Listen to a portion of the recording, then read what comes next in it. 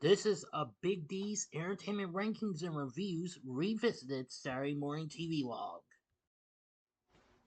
Greetings, my fellow YouTubers. I'm the Big D, and this is Big D's Entertainment Rankings and Reviews.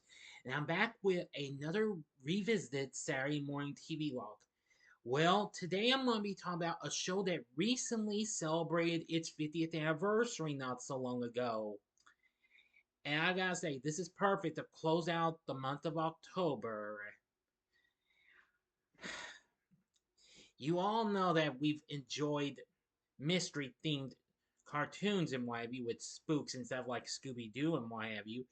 But what would happen if we threw out a little combination of that fun bit of what we got from those shows with Scooby Doo with a little bit of something else?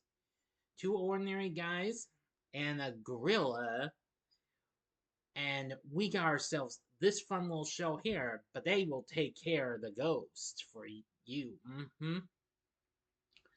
That's right. Before Venkman, Stantz, Spengler, and Zedmore, there was Spencer, Tracy, and Kong. So now, without further ado, prepare yourselves as I revisit from 1975 The Ghostbusters. The Ghostbusters was a fun-filled, spooktacular Saturday morning show originally produced by Filmation. The show premiered in 1975 on CBS. Now, of course, this was a precursor to the 1986 animated series that Filmation produced over a decade after this. This is about two funny paranormal investigators, Kong and Spencer. Plus, we have a gorilla named Tracy who take on all sorts of spectacular ghosts. Now then, the Ghostbusters was actually a sitcom, unlike what we had actually got in some ways, but this would be one of two funny themed kid shows to come on CBS, the other being the Sid and Marty Krofft produced Far Out Space Nuts. Now, the series reunited Forrest Tucker and Larry Storch in slapstick roles similar to what they did in F Troop, and a third actor. Yes, because Tracy was just a gorilla suit played by an actual actor, Bob Burns. And of course, the Ghostbusters are a team of bumbling detectives who investigate ghostly occurrences.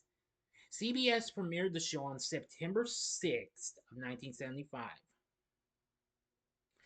Now, the series consisted of just 15 episodes of one season, centered on the perpetual bumbling of the characters good and evil alike.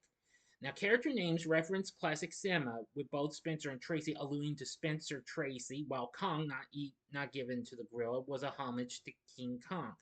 Now, of course, their actual names were Jake Kong and A. Spencer, which, of course, we would hear those first names in the Ghostbusters cartoon, which would come out in 1986. Now, after Columbia Pictures paid to license the Filmation series name for their unrelated film from 1984, Filmation revived its series with an animated sequel in 86. Okay, now Spencer, Tracy, and Kong billed themselves as the Ghostbusters.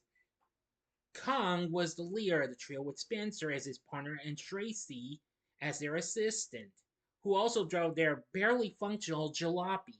Their headquarters was situated in a rundown office building in an unspecified city. Yes, unlike what we saw in the cartoon series, where we would see them operate from Ghost Command. Now then, outside of normal office equipment, plus a large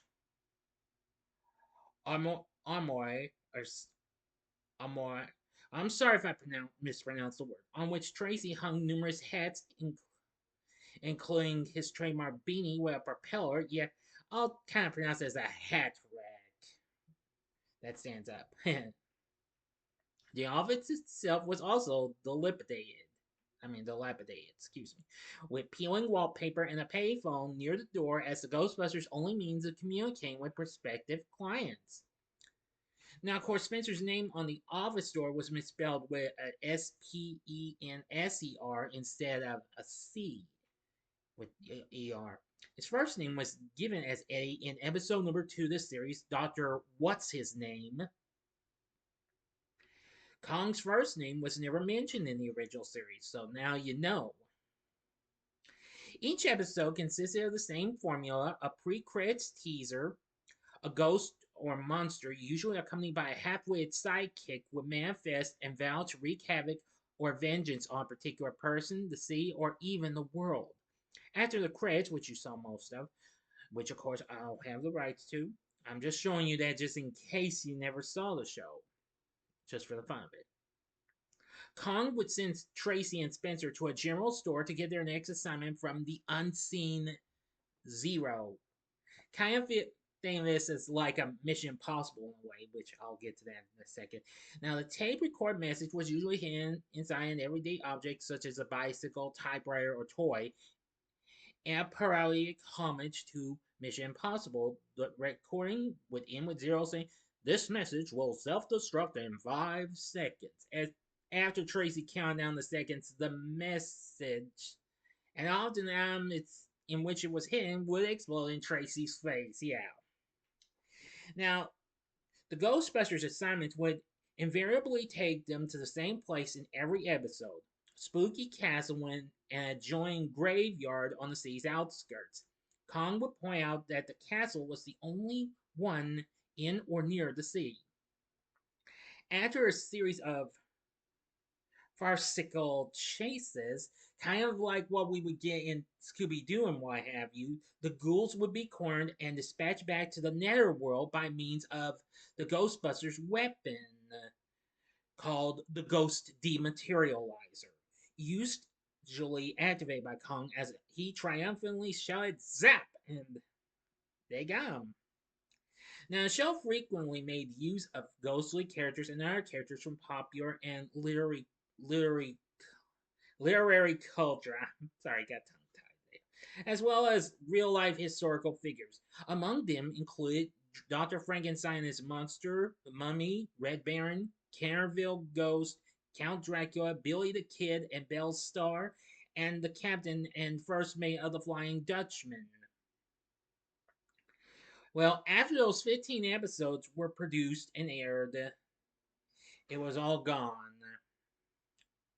Now, according to an interview conducted with Bob Burns in 2007, which of course that was the year when the show actually got released on physical media, on DVD.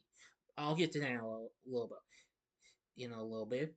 Now, Burns revealed that all 15 episodes were taped in a span of 9 weeks, every other day. Burns also revealed that the show did well enough in the ratings to warrant a second season, coming in second behind the Shazam ISIS Hour, which of course also from Filmation, where The Secrets of ISIS premiered on CBS the same year. But the studio decided instead to put more money into its number one program, thus canceling the show after one season. Though the series ended, reruns were broadcast for some time afterward. Now, after it, now I can't remember, I don't know much of the show, but years later, when the Retro TV network, RTV, or Retro TV as it's now called, picked up most of the stuff that Filmation showed through classic media, they actually did air this simultaneously, concurrently with its animated sequel. There were at least 3 video cassettes released by Continental Video in the 80s, where the show was billed as the original Ghostbusters. In April 2007, BCI Eclipse released the complete series, a 2 DVD set containing all 15 episodes, uncut, remastered, transferred from the original broadcast videotapes, and presented in their original production order. Sorry I can't dig out the DVD for it, but I do have that though. But unfortunately, it's out of print. But anyway, who knows? Now, Australia received the complete series on DVD and a 2 disc set in 2016.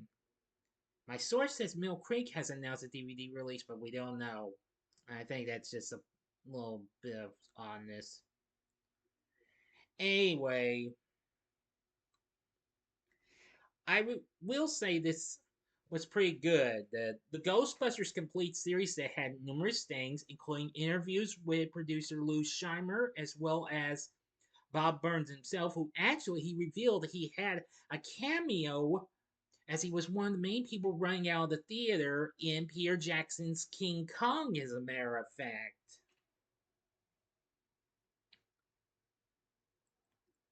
So, now you know about that. Lots of other things. I will say this is a pretty good show. Now, sometimes some CBS networks often preempted the show for football, but people in some college students really wanted to see the show, so they just went ahead and aired the show. Well, so I read. But nevertheless, I found this to be very, very good. A very underrated show, but anyway, the Ghostbusters, absolutely really good. Here's a look at the actual group. And I'm sorry the picture's going to be black and white, but here they are. Here's the group, and of course, Forrest Tucker here has the ghosty materializer. Now you're thinking to yourself, if the DVD sets out print and it costs a lot, is there any way to see it? Sure there is. No problem. The full series is currently available on YouTube. I think it might be on the Internet Archive, but I can't guarantee you that, but I believe it is. Okay. Now, for the cast, of course, as I mentioned, now from left to right in the picture, we saw Larry Storch as Spencer, and Forrest Tucker as Kong, and of course, Bob Burns as Tracy, though he's credited as the gorilla's trainer. Of course, it was just Burns in a gorilla suit. Lou Scheimer himself, though being uncredited in the cast, but just credited as executive producer with his companion Norm Prescott, along with at the end of the Wheel of Filmation, it showed and Dick Rosenblum, which would make it the third show to have Rosenblum be teamed with Scheimer and Prescott as executive producer. Excuse me. Of course, the others were The Secrets of Isis and Uncle Croc's Block, which also premiered the same year this did. The show also featured some special guests. Amongst some of them included Ted Knight, who recently did some of the Filmation DC superhero tunes, as well as be the announcer for the original Super Friends for Hanna-Barbera. Most people would know him from various programs, most notably the Mary Tyler Moore Show, which was actually on CBS at the time. He would later be well known for Too Close for Comfort, as well as his role in Caddyshack. He actually played Simon de Canterville. Yes. Let's see. Another well-known guest star is playing a gal who lives in the castle where being haunted by the ghost of Canterville is Kathy Garver, who most of you know as Sissy from TV's Family Affair. Of course, after this, she would later go on to voice Firestar in Spider-Man's Amazing Friends. Now, of other people who make guest appearances include Johnny Brown, who appeared on Rowan Martin's Laugh-In. He also appeared on Good Times. Billy Barty, who worked with Sam Marty Croft on various shows of theirs like The Bugaloos and and Singman and the Sea Monsters. He later went on to be Dr. Shrinker's assistant on the Croft Super Show a year after. There was Bernie Koppel, who most people would know him best from playing Doc on The Love Boat and Siegfried on Get Smart. Let's see. There was even Dodo Denny, who played Mike TV's mother in Willy Wonka and the Chocolate Factory. Lane Weinrib, who would go on to play Magic Mongo in the second season of the Croft Super Show, and he had recently voiced Inch High Private Eye, and he later went on to voice various villains and Commissioner Gordon for Filmation's New Adventures of Batman, and also as the original voice of Scrappy Doo. Mari Ingalls, who later went on to voice Pac-Man, appears in this. Let's see, Dina Dietrich, who most people would know her as Mother Nature from the Chiffon margarine commercials in the 70s. Let's see, Joe E. Ross. You may remember him from Car 54, Where Are You? And also his voice acting work for Help It's the Hair Bear Bunch and Hong Kong Phooey and others. Howard Morris, who voiced Jughead in the Archie series for Filmation, appears as the Red Baron. Jim Backus from Gilligan's Island, playing Mr. Howell, and of course the voice of the nearsighted Mr. Magoo appears as well. So, oh, the list goes on. But anyway, yes. Now, of course, after the success of the Columbia Ghostbusters film in '84, the Filmation show was revived in '86 as an animated series with Kong and Spencer's sons, known as Jake and Eddie Jr., but the juniors were not mentioned in the show. Inheriting their father's business along with their pop's old companion Tracy in Ghostbusters, which would be Filmation's Ghostbusters, not to be confused with the real Ghostbusters, which debuted the same year. So now you know about the Ghostbusters. I think this is a show that I would highly recommend you check out, especially for this year's for October. And I think your kids might want to check out too. You might like it. So anyway, that's going to do it for this revisit Saturday Morning TV Log. Now listen, I'm going to give a little bit of an announcement. Please don't get upset. Next weekend, I'm going to take just a break from the Saturday Morning TV Log due to it being November 1st. And I want to try and conserve a little room for my schedule and maybe a bonus vid or what have you. So I do apologize that there won't be a Saturday Morning TV Log next Saturday. But I'll go ahead and show you what next week, well, the next Saturday Morning TV Log will be. Please stand by because it'll be coming up at the end of the video, like always, okay? So if you liked my revisit Saturday Morning TV Log on the Ghostbusters, check out some of these other vids. In the upper left hand corner, check out the revisited vid on the Groovy Ghoulies I did last week, or check out its predecessor, Sabrina the Teenage Witch, in the upper right hand corner. Or if you would like, maybe check out what Forrest Tucker and Larry Storch did even before this in F Troop in the bottom left hand corner. It's a TV log I did. The bottom right hand corner is the button you can click to subscribe. Oh, and tell me, what did you think of the Ghostbusters? Tell me in the comment section below. Click the like button if you like it.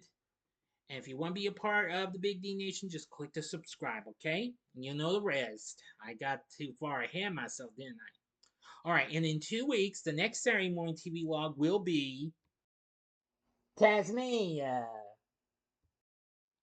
So remember, that's 2 weeks from today, since I'm going to take just a slight break from the Saturday Morning TV log because it feels like I'm almost out of shows. I'm going to try find some more going into the next month or so, okay? So thanks for watching my revisit Ghostbusters Saturday Morning TV log. Until next time, I'm the Big D saying see ya, and we'll have another video coming up soon, which will be the Saw 5 re-review. Bye now.